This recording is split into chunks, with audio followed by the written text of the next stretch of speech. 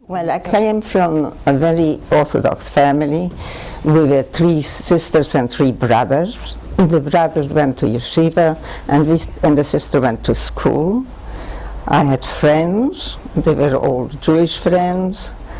And what else is what you want to know? Tell me about your home life a little bit, your father's business. What was his... My father was a wood merchant.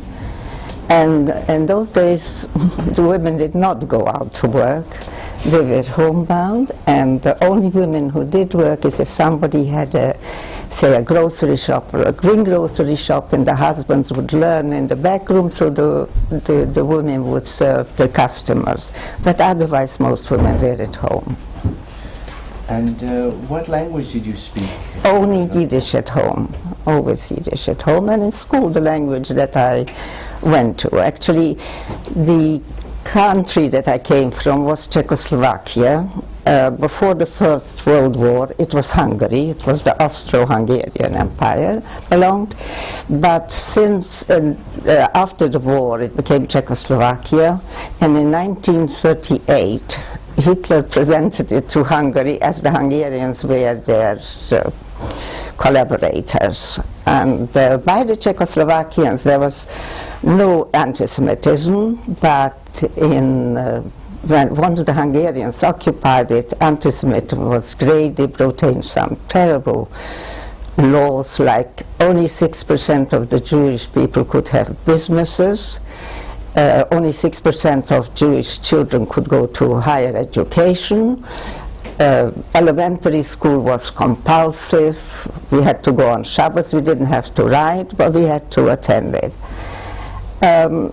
People helped themselves. I mean, people knew every businessman knew non-Jewish people, and they, in most cases, managed to get a non-Jewish person to take over the business, and they were still doing business. And as far as the higher education, you could also study privately and take at the end of the year the exams, which happened to me. I wasn't lucky to get, I wasn't between the 6%, but I had a private tuition and I took the exams at the end of the year. I was still in school. Under the Hungarians also, in 1941, they sent away about 500 families who didn't have Hungarian nationality. They sent them, unfortunately, back to Poland and Galicia. And those people, we heard later that they were all drowned in a river. But at the time, we didn't know it. Can you describe the Jewish community a little bit?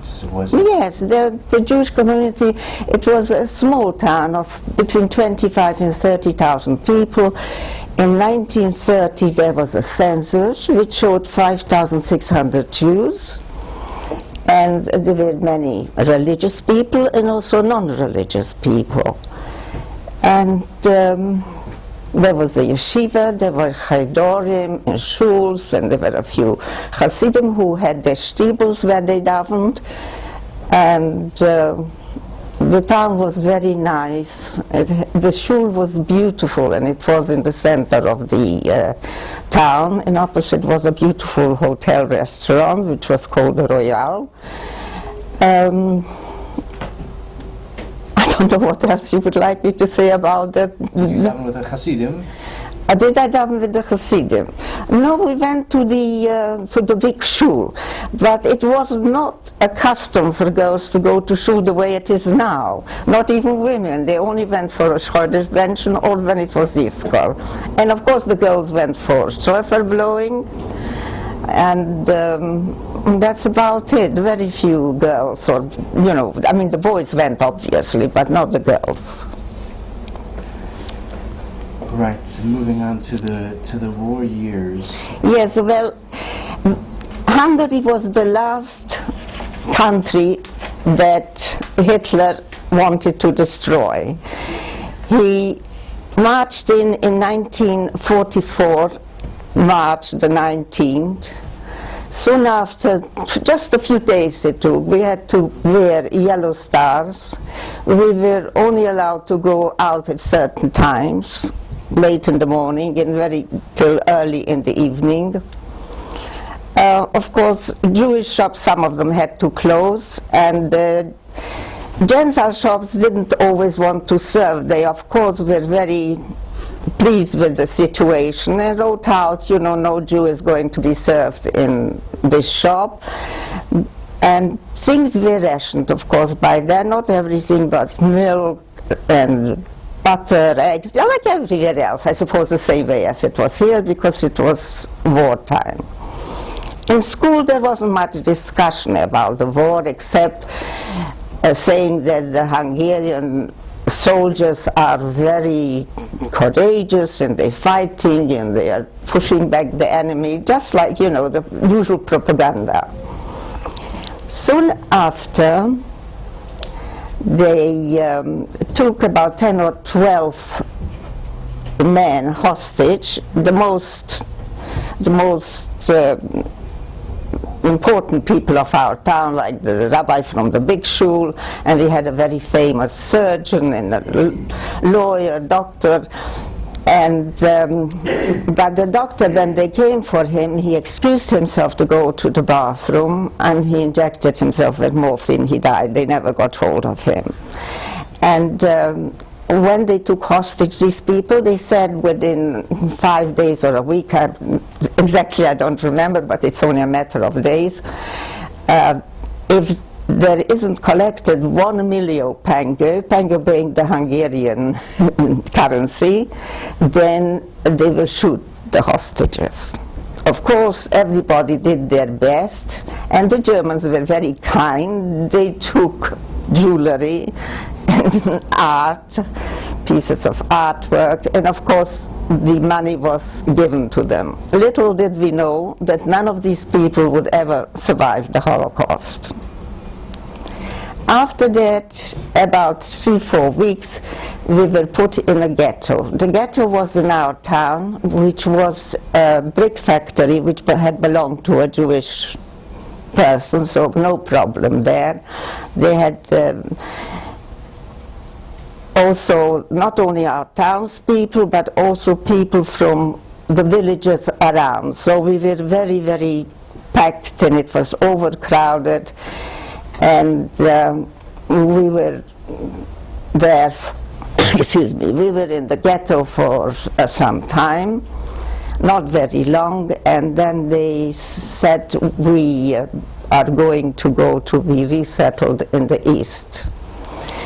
We had to come out, they said the families together, and we were put on cattle wagons, 70 to 80 people in one wagon. We were given a tiny loaf of bread, and there was a big dustbin put for water, and another 2 for if you needed to relieve yourself. Of course, it was overcrowded, and people were very embarrassed when the nature called to go in front of everyone, but people were quite nice, and they turned away so as to give the person privacy. The smell became very horrible after a day, and in some wagons, old people died, babies were born, and it was really pretty bad. We traveled for 3 days and 3 nights. It was on a Shabbos morning that we arrived in Auschwitz. Had no idea what Auschwitz was. And as soon as the doors were, on the way, we had a stop, and the doors were open, which was marvelous for a few minutes, because they took some prisoners to take down the waste and bring some fresh water. So as far as the water was concerned, it wasn't too bad, because we didn't eat much, we were very thirsty, and the same applies for nature calls. There was very much. And then when we got to Auschwitz, all you could hear is Schnell, Schnell, Schnell. That was their main thing. And to help us to come out of the cattle wagons.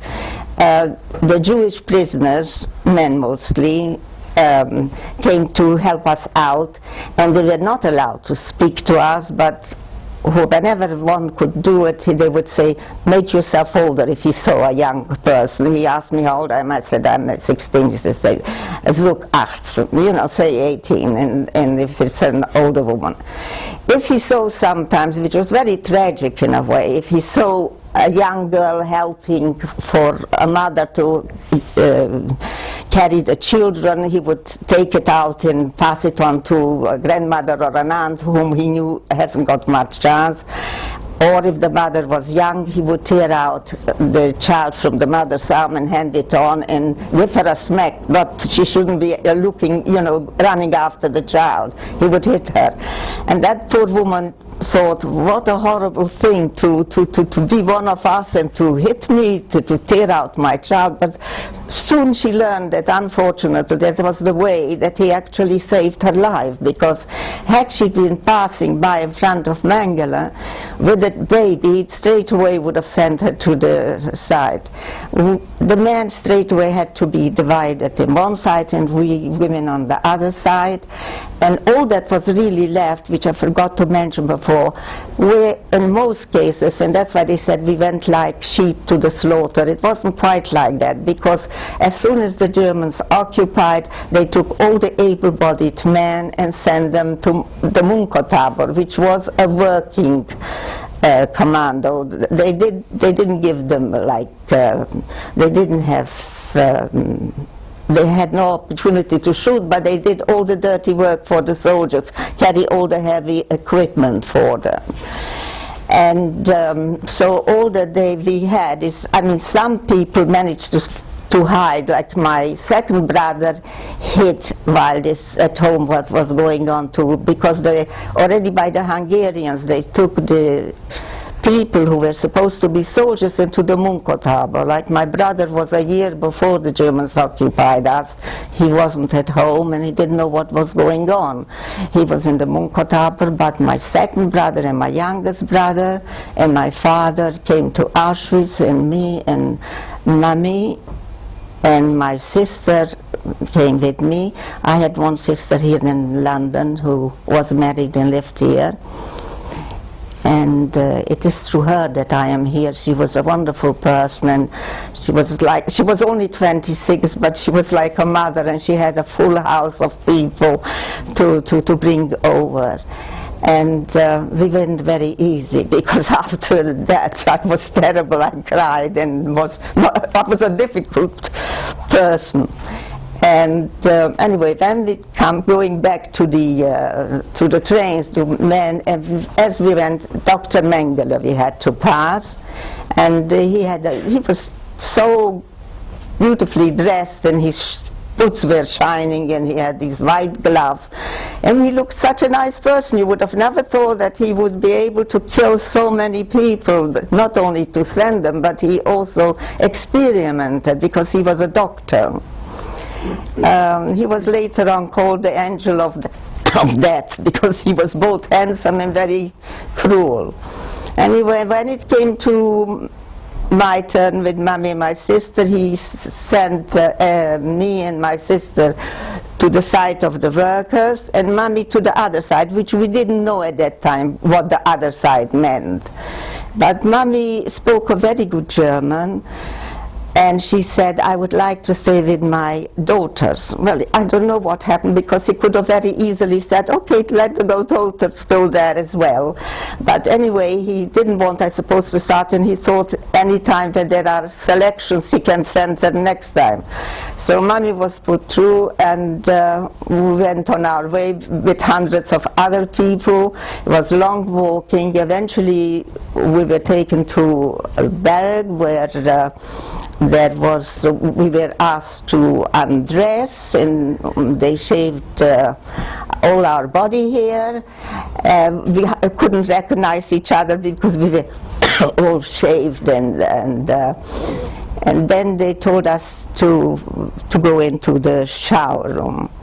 There was a shower with tepid water, for which we were very pleased, because we had no food and no drink all day long. and that was getting already late, and they told us before we went into the shower, when we undressed, we should put our clothes neatly together in one bunch and tie up the shoes so that we should know where it is when we come out. In the shower we had just a few minutes, but there were a few pieces of soap which handed out, and the soaps had initials carved in them, JRS, which meant afterwards we got to know Reines Jüdische Seife. They made it from the inmates. Of course, afterwards one didn't use it. When we came out from the shower, we had no towel, naturally, we were all just wet, and we were given the camp dresses, which was a dress, gray and blue stripes, which was the camp dress for everyone, no underwear. Shoes we got, if someone was lucky, they got the right size. If someone was not so lucky, they got a size or two bigger, which was still good. But if somebody was really unlucky, they had a size or two smaller. It's the only way they could use it if they tore the back open. And some got wooden clogs, which were from the Dutch people who were. All these shoes were worn by the prisoners, who were, of course, cremated. Then we carried on, and walking and walking until we reached the place where we were going to be the barrack in which we were. It was a long, dark and damp, very damp, with very small windows, and it was built just with one brick, very thin, one brick thing. And inside there were the bunks. The bunks were large rather, they were about 5'6", 6 foot, but each bunk had 12 to 14 people. So we slept like sardines, 6 or 7 this way and 6 or 7 that way. Sometimes we had somebody else's feet in our mouths, which wasn't very pleasant, but nothing was pleasant there. The shoes were supposed to have been put under the bottom bunk, but we did it once and we didn't do it again because people stole it and then they sold it. People lost their morale. So we kept the shoes under our heads, and that turned out to be a pillow. On the bunk we had a very, very thin straw mattress. There were two very thin old grey blankets, because we were not the first ones obviously to use these barracks, because they were built some years before, and we were the last transports. They were full of bugs, and in the dresses we soon found that we had lice, and we scratched ourselves, and if we really scratched away the skin, the lice went under the skin. I'm sorry, I feel it like this, but I remember seeing a louse which went full of blood on my stomach, so it was really horrible. Before we were taken into our barracks, they took our names and ages. And we were given a little piece of black bread, which we all thought was soap. But we were jolly glad of it, because we hadn't eaten a whole day, and that was our food for the day. We had to get up. They woke us at 5:30 in the morning, and we had to stand outside for what's called a Zählerpell, 5 across and 1 after the other in the back. For breakfast we got a big bowl of bitter tea, and one had to drink after the other, the 5 people. So it was all sizes of bowls. Some people were lucky, they had a bigger bowl and some not. Lunchtime again we had to stand at Zählerpell, but we were not counted that time, but we were given in the same bowls soup, vegetable soup, which was very watery indeed. But here the person who was the fifth had the best portion because we had no spoons, and it just went from mouth to mouth to mouth. So the one who was last had a little bit of a thicker soup. In the evening we were given again this slice of bread like the first night with a tiny, tiny piece of margarine or occasionally a tiny piece of cheese. That was our menu for the day. We were taken only once a day to the bathroom, if we can't call it bathroom. That consisted of one of the barracks, and it was surrounded all around the wall with taps. They were obviously rusty, and we could wash there and also drink from the tap's water, which was very often very rusty. And it's amazing that not more people got ill or died from this. And for nature call, there was in the middle a big bank all the way of the barrack, and holes were cut out on both sides, so anyone who had to relieve themselves could use that. But we had no paper.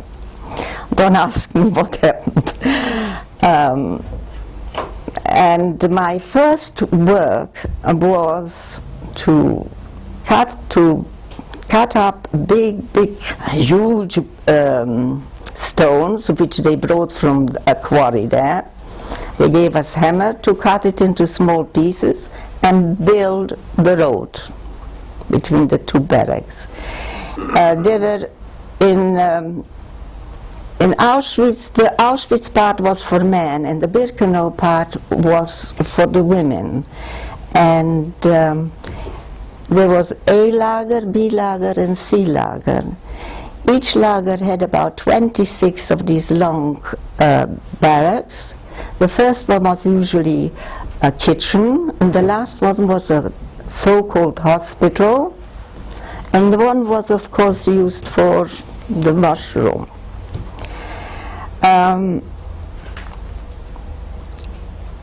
It's sometimes if somebody got a little bit crazy or whatever, didn't come out in time to be counted when the sailor pair was, we would be all given punishment by kneeling for hours on end, rain or shine.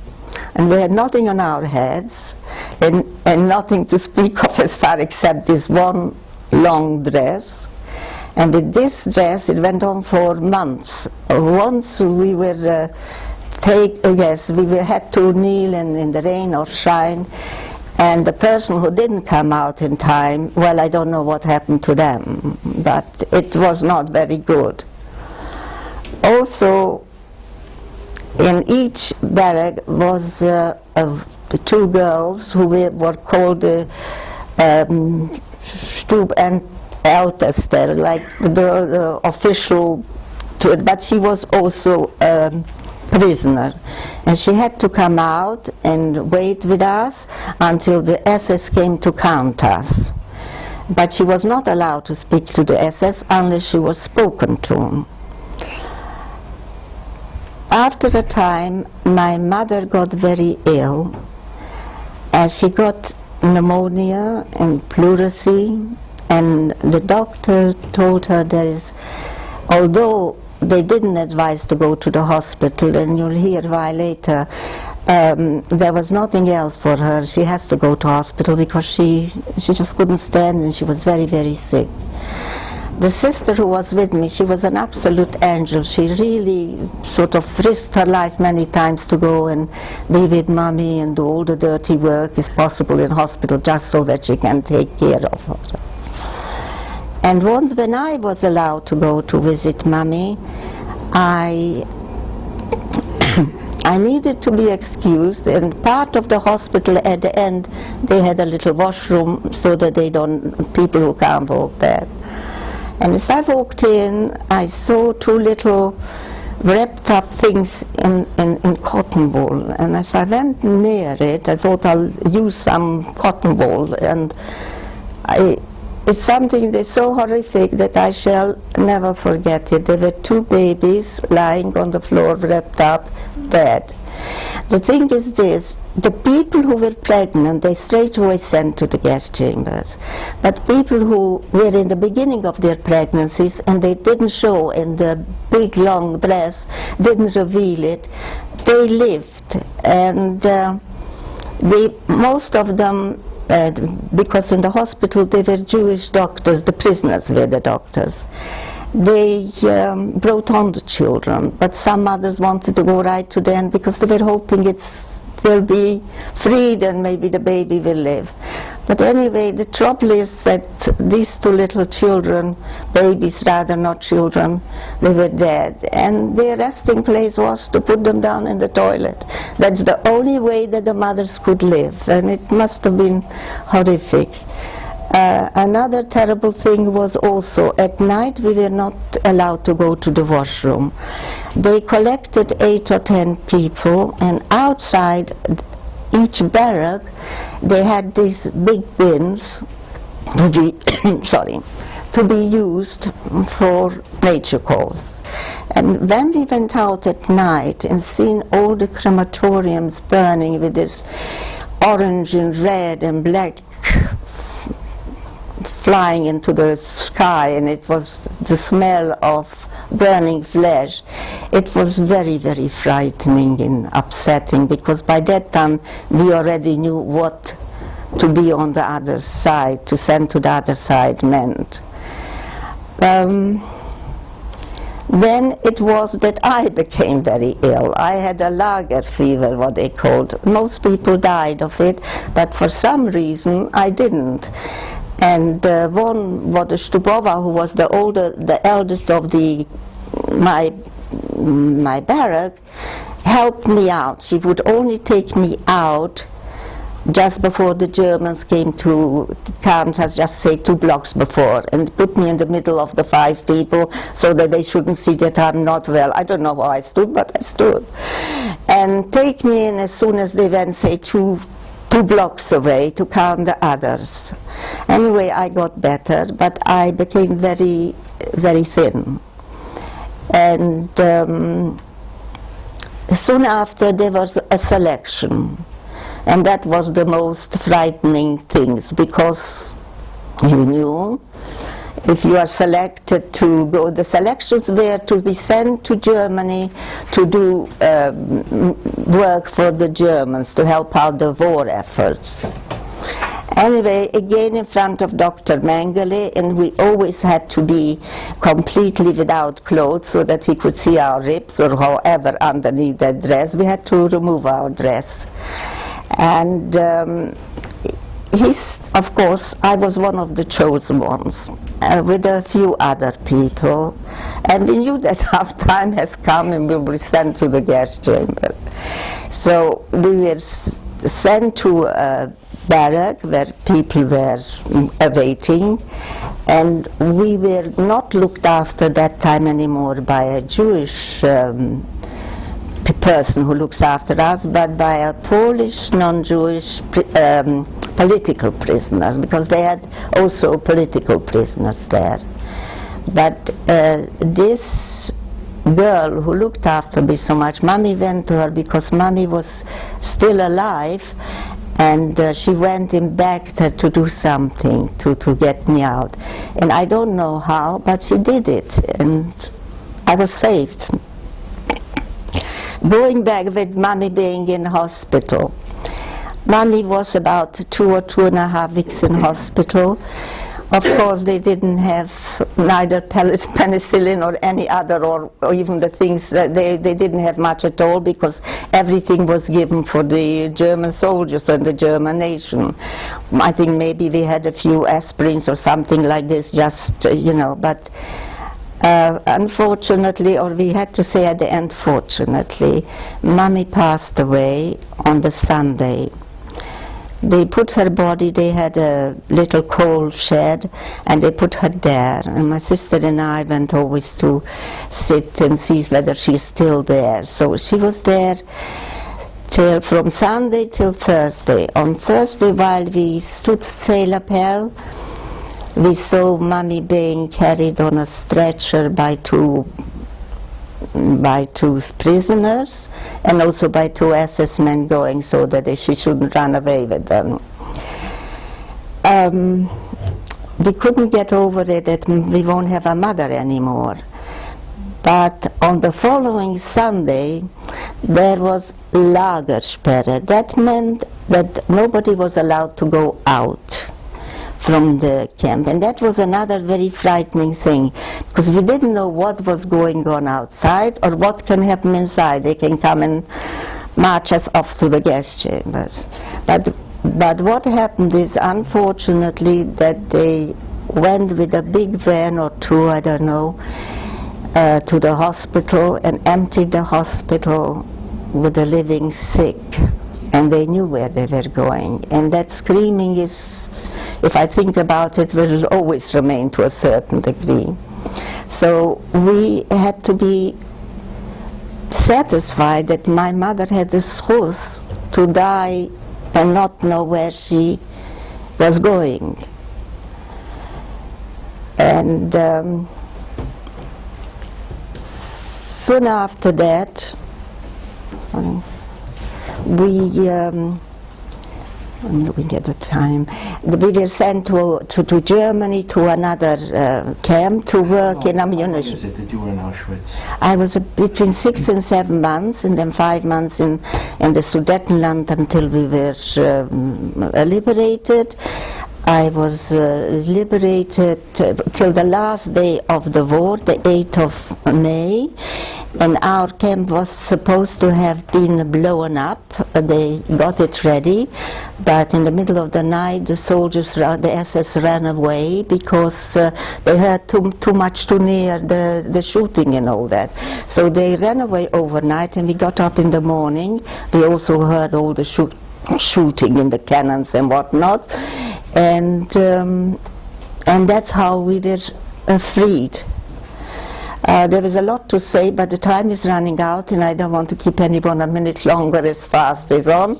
And we started, my sister and I, and we were with another two girls from the neighboring village. We started to make our way home, to see whom we will find home to our town. The journey took rather long because the traps were were bombed, so we couldn't travel all the way in the train. We had to get off and walk for a long time, then again on a train, and so on and so forth.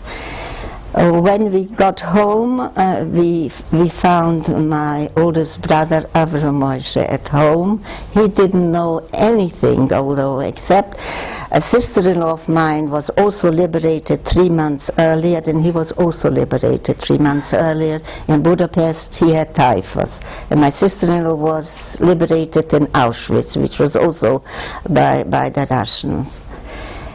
And of course our house where we lived was occupied by Gentiles, so we were given another house. Unfortunately, the house that they gave us, I knew their former lodgers, and they were a lovely young family with 3 or 4 children, and I knew the children. So it was very sad for me. And in a way, this might sound very strange, in some ways I felt worse after being liberated, because in the camp I only had to be, the main fear was of being killed. But once to come home and realize all the people who didn't make it, and you didn't know whether your Gentile Gentile neighbors or whoever were really pleased to see you or sorry that Hitler didn't finish us all off, like some actually expressed it. And I had a sister, I said before, who lived here, and my brother-in-law, and they were absolutely wonderful. They brought us over, which was a big job, because unlike now that anybody can come in and claim help and all that, my sister had to sign that we shall not be a burden to the government. We've never taken a penny. She brought my brother-in-law, she brought me over, in my brother-in-law's niece, who became a sister-in-law to me, and my brother. And then after 2.5 years, she brought over Ave Moshe. But he lived with my other brother. He saw to it that all of us should be able to get away, because it was dangerous in our town. It was occupied by the Russians, and they were very crude and rude and horrible. They actually tried to rape my sister one night, and my brother wanted to go and help, so he pulled out a gun. He says, if you take one more step, I'll shoot. And while he was saying that, my sister wriggled herself free and ran through the back of the gardens to her fiancé, because she got engaged after 3 months with someone that loved her very much before the war. And they married, and they really had a honeymoon life for 50-odd years. But she lived in America after the war. Had I been alone, I don't think I would have survived. But my sister was wonderful. She took care of me as much as there was a possibility to take care of me in the camp. And what else would you like to know? I'm wondering, when the things began to get very bad, even before the deportation that you described in Auschwitz, at 16 years of age, you must have been very confused and very, very upset. It's a very strange thing. Explain to you why. They didn't have to explain. Unfortunately, we had plenty of experience with the Hungarians, that they were anti-Semitic, and somehow I think we all grew up with the idea, or with the knowledge, that God doesn't like a Yid. Simple. Like it is brought in this forum, yes? And it was... So it didn't come as a surprise to you, it had been part of your experience? Well, it was shocking, because in spite of, we lived in a part where people could come over. It was sort of with Galicia and Poland, over the hills you could smuggle, and occasionally 1 or 2 people smuggled themselves and asked for help overnight, and they were telling us what horrible things are being done. Of course, nobody believed them. Nobody could believe something so horrible. And we used to say, oh, that is just asking because she wants a free meal or a bed and all that. But Daddy must have known already, because he just did with my hair and said, you don't worry about it.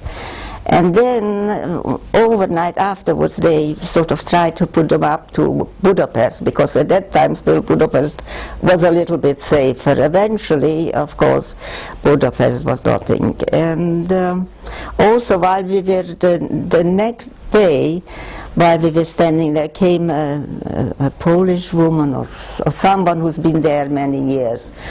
And they resented, poor things. Some of them really were very helpful, and they gave their own life to help out others, and others became very bad, and they had no feeling for others, and they were pretty cruel themselves. I mean, some of them did quite a lot of dirty work for the Germans. And this was actually, I think, a woman who was, she came up and she said, you Hungarian pigs, you were eating and walking on carpets when they were burning us and killing us. She says, you see that oil, what is burning? That's where your little sisters and mothers and brothers are being burned. So the other one, who was very good, said, don't listen to her, she is, you know. So first we believed it, but we soon found out that unfortunately it is true. And so it went. But when we were sent to Germany to work in the munition factories, before we went, we had a shower and we were given normal clothing. We were allowed to choose even a coat and underwear and proper. All these clothes, of course, came from people who were before us, who left them behind.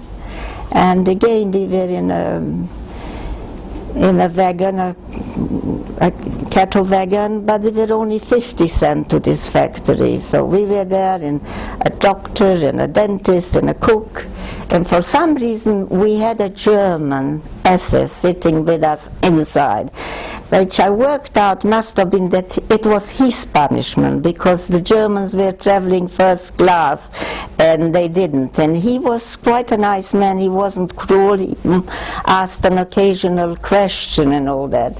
But the means of traveling was the same, with the bins and a piece of bread for the journey. I don't remember how long the journey took, also a few days, and it was already the end of November. And when we arrived, there was already snow and very, very cold.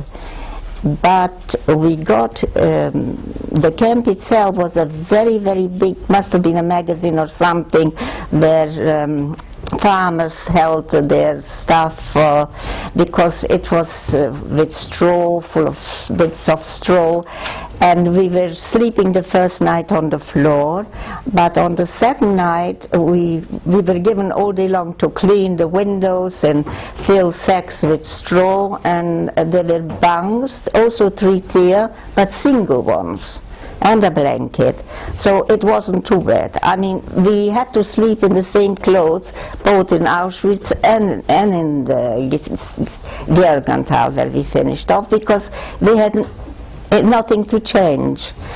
We were given also, everybody was given a cup, and there was 2 long tables where we could sit and drink our tea. The food was the same menu, but the sleeping arrangements were better, and that didn't last, though, unfortunately, long, because we were joined, so we were just 50, so it was nice. But soon we were joined by 150 from another camp, because the Americans or the Russians came near, and so they put them. And about another month later, another 600 joined us. The food was more or less the same. We were once more very hungry and all that. And sleeping, we slept 2 on each single thing, a bunk, and lots more slept on the floor because they couldn't. Did you know that the war was turning against Germany? No, we didn't. We heard, but we heard it all the time, and you know, the only thing. I remember there was once an air raid, and some of the people were very happy that there was an air raid, and I remember I was that frightened. So that was that. Looking back, what would you say is the most important factor in your survival? The survival, no matter whatever anybody says. There were many people who wanted to survive because they wanted to tell the world. Some of them wanted to see their parents or siblings or what. It wasn't always possible. It is only everyone who is a survivor is a miracle. It was just from Baruch Hashem. There is no other reason I can give, you know, because you had no control. They could shoot you, they could kill you anytime, never mind you wanted. You could help yourself by trying to keep well, because there were a few people who let themselves go and commit suicide. That you were free to do, because we were surrounded by electric wires, and if anybody really couldn't take it anymore, they went out at night and they touched the wire and they were straight away electrocuted. So kill yourself. But it's amazing how when people are in such terrible, dire situation, not many committed suicide, just here, there, one. Otherwise, not. But in Auschwitz, any German soldier who wanted to carry out any atrocities, nothing stopped them. Dr. Mengele carried out the twins. That was a craze for him, the twins. The only children he saved from the gas chambers were twins, because he wanted to experiment with these. and he would carry out all kinds of horrible experiments. Most of these, one of the twins was die because he would try to do horrible things without anesthesia or anything, and yet the children, some of them loved him because he's the only one that he knew that he was like a father figure, so I'm told. I don't know, thank God I wasn't there. And lots of horrible things. You can't really, no matter what you describe, nobody can describe everything in anything.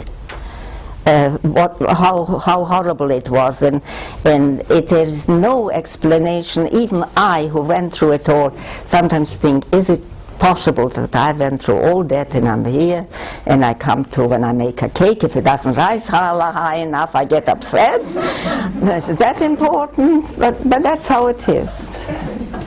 But my cakes are pretty good. Cakes are fantastic, Mrs. Thank you. You would like me to finish with Yes, perhaps. I got something which I wrote down. Let me see if I just finish, because I keep on looking at the clock. As I said, I'm very conscious. We can't until 9:30. Yes, but I don't want. Did you want to ask me anything before?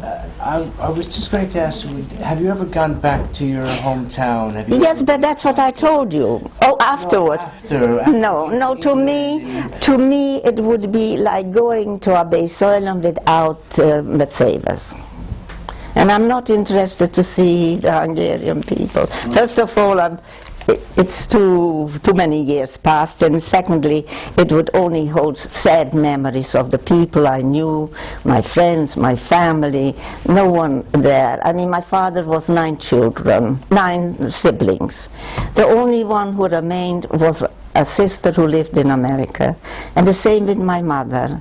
She also had the same amount of siblings, approximately, and only 2 sisters remained in America.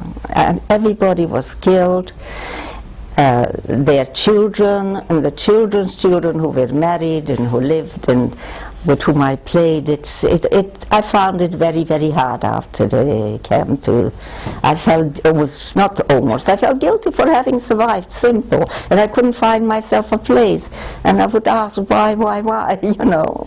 But here I am, and I don't know why I survived. I didn't even write it. I wrote a little closure. It has taken me many years to get over my very painful past. Of course, I shall always miss all my beloved family, friends, and remember in what a terrible way they met their deaths. I shall also remember the hell I endured. But with the grace of God and the passage of time, the raw wounds have healed. I once asked some member of my family why I had to survive. The answer was, so that you can help replenish our nation.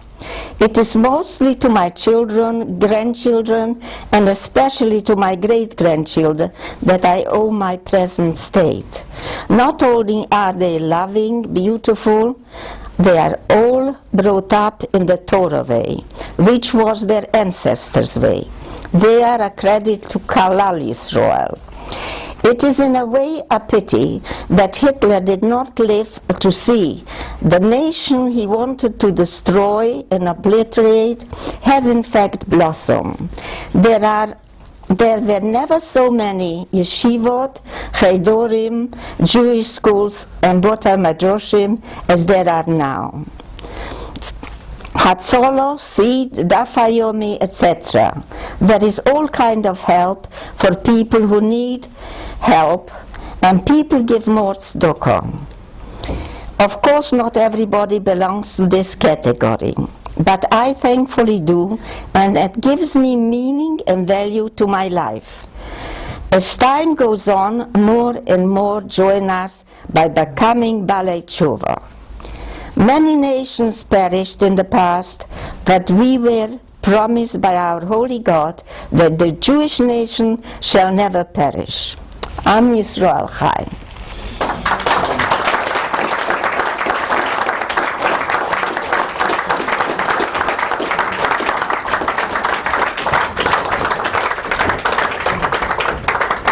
very much, Mr. Schonfeld. We're Thank very you. grateful Thank that you. you've taken the time to be